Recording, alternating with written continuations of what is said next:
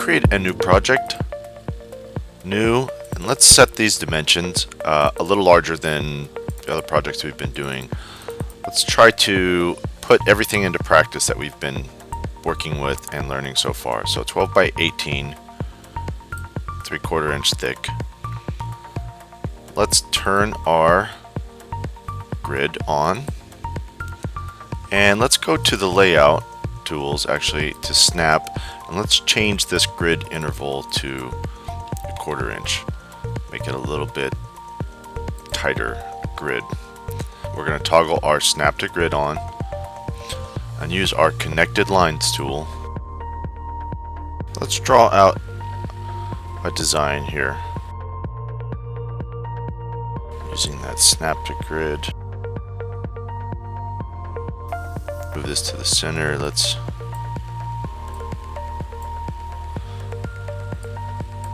and just tweak this and get it to so that all of the sides are the same.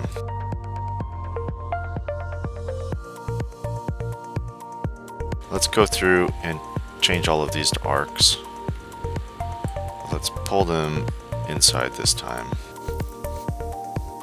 I'll set them all at 3/4 inch radius.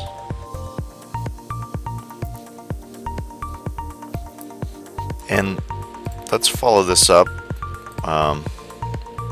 Let's just draw a kind of just a smaller version of the same shape on the inside of this.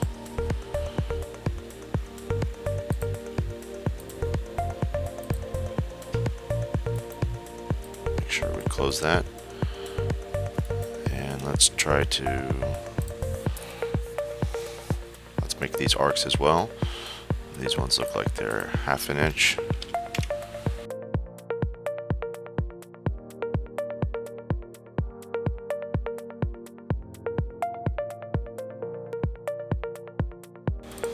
Okay, so we've got two shapes here. So let's give them both carve regions. And of course, both of them are going to the same depth, so 1/4 inch. And then this one's 1/4 inch as well. Let's turn the grid off. So they're both at 1/4 inch, so the middle one is disappearing. You can't really see it. So what if we took this outer one and made it shallower so that we could create like a pocket, a recessed area for that middle one? So I moved that to 1/8 of an inch, but it still is not showing up there. So this is where, let's open our carving list. You'd want to use the subtractive merge. So it will subtract out that inner region from the outer region. Let's add some more to this. Let's take the oval tool and let's draw a large oval here. And then let's make that also a carve region. And you can see how it kind of combines into this shape. But we want to have this actual border kind of follow along with this, right? So even if we created another oval here and had it recessed, that border would then follow all the way along here. So there's a couple different ways to look at this, but the easiest way to do this is we're going to take this outside piece there, and we're going to select that and our outer and our oval. So that outer outline and our oval, and I'm going to group those together, just select them together, and I'm going to use this tool called Outline Patterns. And when I click on that, it actually gives me another path that combines those two shapes together and gives me that outer path shape.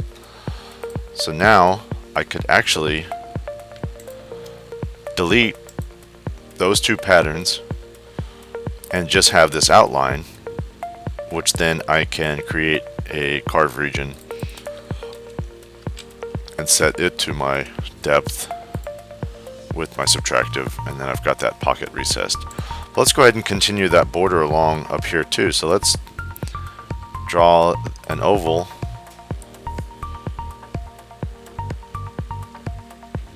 that follows along the oval border. That looks good. So we can give that oval a 1/4 inch carve region. And now we've got this nice bordered sign frame.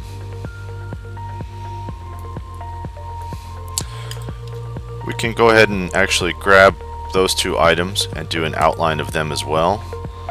That way we're just simplifying the elements we have on the board here. That needs to be a carve region, and then we can take these two elements and put them in a group so that that subtractive merge only applies to those two items. So let's add some texture here to the background. We can use our texture tool that we've used in the signs and other projects, but we can also use our import image file to bring in textures of pictures that we've taken of anything that you can think of that has texture, and those images will then be converted to a depth profile, which then can be used as a background texture for your projects. So let's finish this, importing this wood. We can add wood grain into our pictures folders, and let's click on the blue shell and find that pattern. Okay, under pictures, wood grain, drop that on the board. Alright, so it's kind of a neat background texture, but it's overlapping and obliterating this, and even if I try to crop it down, we're going to end up having gaps and spaces here that aren't filled.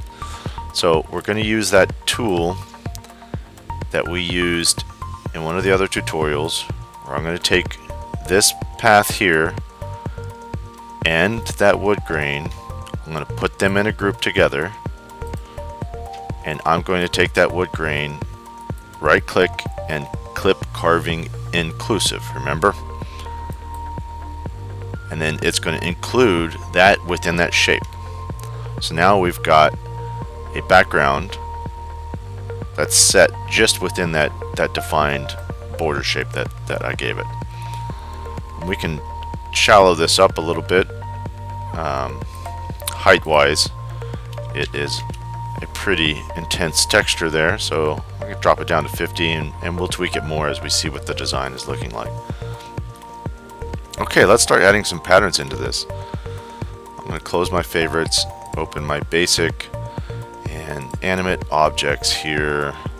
This line is one of my favorites. Let's drop this in here.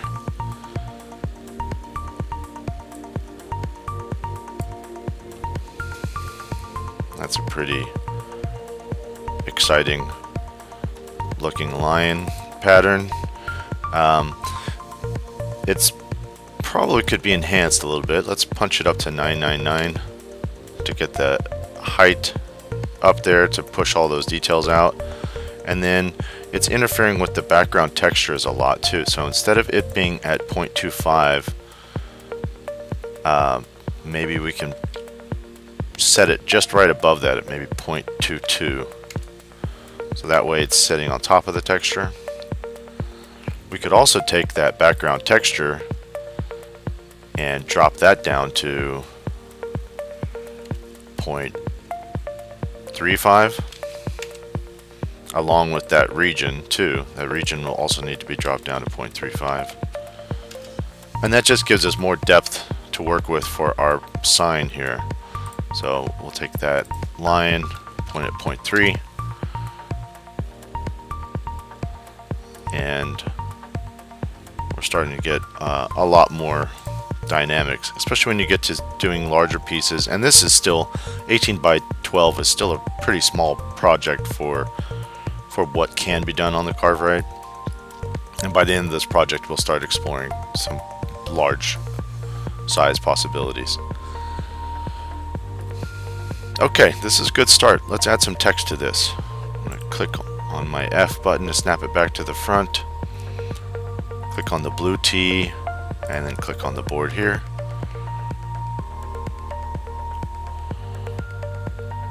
And I always get the sense of like a English pub from this line. So let's call this the Red Lion.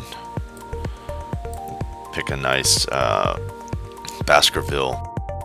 Baskerville is a very English sounding font name. So let's select that one. And let's apply an arc to that. And actually we probably want to scale this up a little bit. So let's look at doing this at maybe 200. And let's try some different arc. I think we need even more arc than that. 50. Let's go all the way up to 70. Yeah, that curve seems to follow a lot better there now. So let's click OK. Alright, so here's something that we really need to look at, and this is a mistake that a lot of new users do whenever they're making signs that are applying text. You see how tall that text is on that background. This is visually not going to look good, and it's also not going to carve wonderfully, even when we do our optimization. So even with applying your drafts, even a medium draft, it's getting too much of a slant on it. It's just kind of unsightly. So we want to set that depth level down to the depth level of our background, which is at 0.35, right? And maybe we can adjust that a little bit, bring it up slightly, 0.3. It gives us a little more room to stand off. And let's move that line down.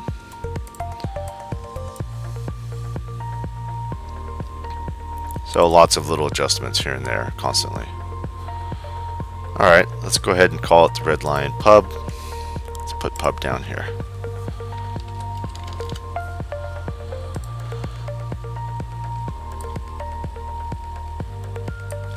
And let's set that at 0.3 with that medium draft.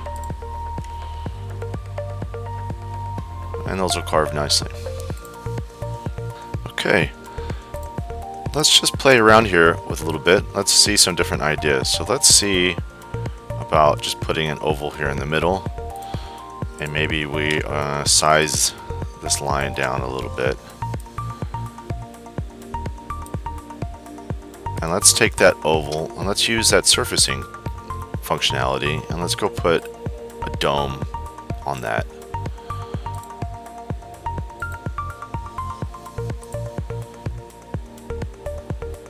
Okay, let's look at that. It's raising too far off the surface, so let's lower that down to 0.3. That's a little better. Tiny little lip there, but it separates it from the background. And let's take that and group it with the lion.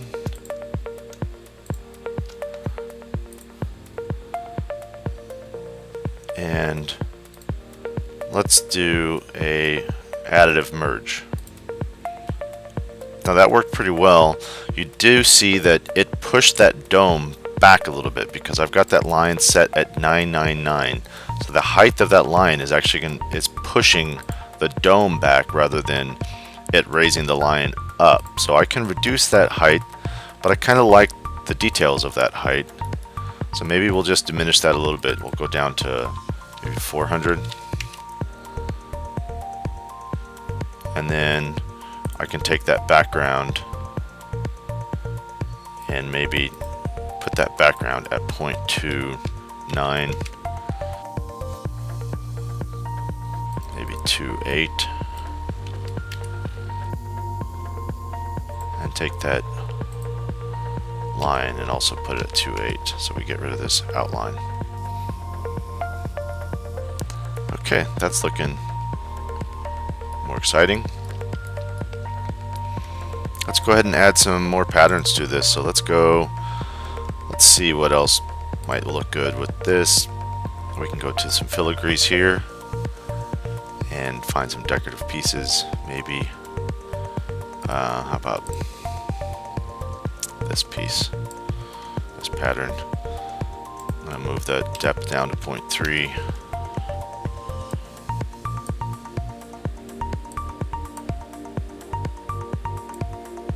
And let's just move it around and see what we like. Mirror that. And let's see what else we've got here. Maybe we'll look at the leaves. I really like these oak leaves.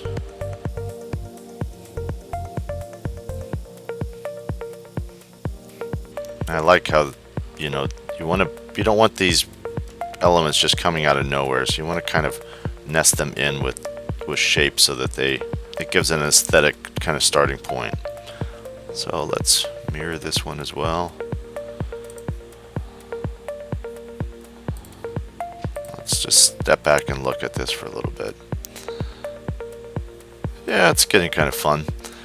I don't know if we'll win any design awards with this, but it should carve out nicely and be a pretty cool looking sign.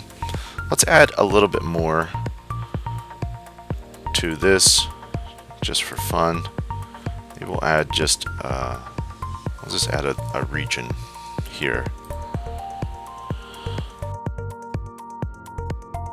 Just kind of intersects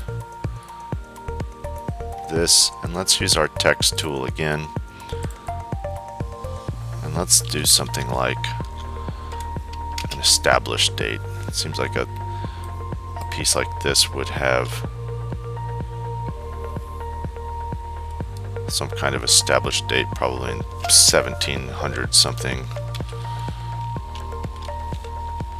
We'll just call it 1750 for fun. An old English pub. And let's use our center line. Click OK. And I'm going to center this. And I want to space this out more, so I need to edit this. And this is where the justification is useful. So I've got it center justified. So now I can just sit here and add space bars until I've got it basically set where I want it. Click OK. And because this is a carved area in, we've got to use that conforming vectors to get that center line to actually drop down into that surface space down there and carve that piece.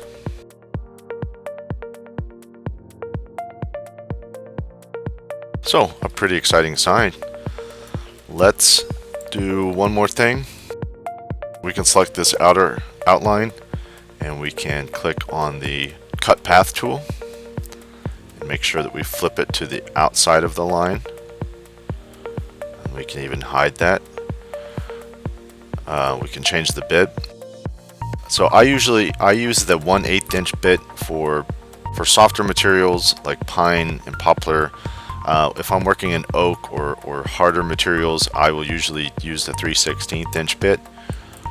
So this particular one, we'll go ahead and set that up.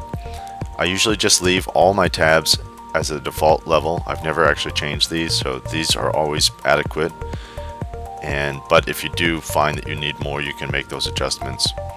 And then I always do a full depth cut on all my cutouts. You will see other people in their tutorials specify a certain amount per pass, but the CarveWright machine is designed to do full depth cutouts, so I always let the machine do that. So I hit accept, and then we've got a pretty nice red line pub sign that we can upload and carve out.